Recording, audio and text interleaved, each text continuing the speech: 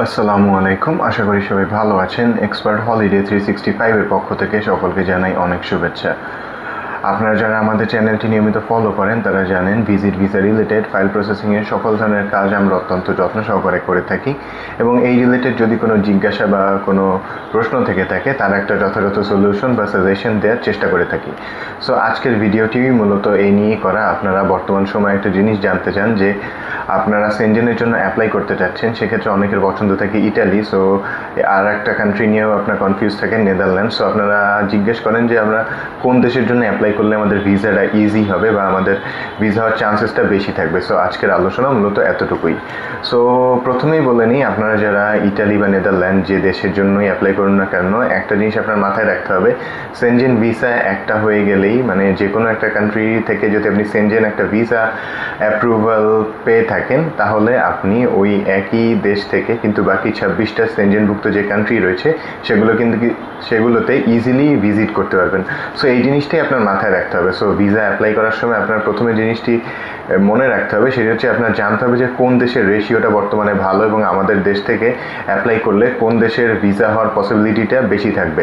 So সেক্ষেত্রে যাদের ইটালির কথা মাথায় থাকে, সবাই ইটালি যেতে চান, সেক্ষেত্রে একটা জিনিস আপনাদেরকে বলে নেই, বর্তমান সময় ইটালির রেশিওটা কিন্তু খুব একটা ভালো নয়। বিকজ ইটালির এম্বাসি তাদের ভিসাটা একটু টাফ করে রেখেছেন, যে এমনও হয় অনেক ক্ষেত্রে তারা পাসপোর্টটা অনেক দিন আটকে রাখেন, 3-4 মাসও আটকে রাখেন।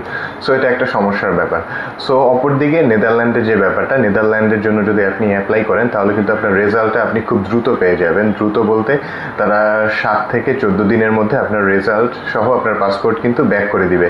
সো এক্ষেত্রে আপনি যে অ্যাডভান্টেজটা পাচ্ছেন যে আপনার পাসপোর্ট কিন্তু কোথাও আটকে থাকছে না, সেক্ষেত্রে আপনি আপনার রেজাল্টটাও খুবই দ্রুত পেয়ে যাচ্ছেন। এবং বর্তমান সময়ে যেহেতু নেদারল্যান্ডের রেশিওটা অনেক ভালো, আপনি কিন্তু চাইলেই নেদারল্যান্ডের জন্য অ্যাপ্লাই করতে পারেন।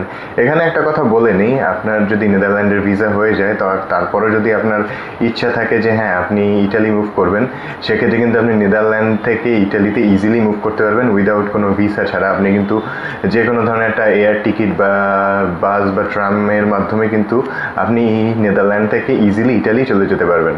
সো সেক্ষেত্রে জিনিসটা হবে আপনার ওই ইচ্ছাটাও কিন্তু ফুলফিল হচ্ছে। সো এই জিনিসটি আপনাকে বুঝতে হবে অ্যাপ্লাই করার সময়, যে কোন দেশের রেশিও বর্তমানে ভালো এবং আপনি কোন দেশের জন্য অ্যাপ্লাই করলে আপনার ভিসা হওয়ার চান্সেসটা বেশি থাকবে।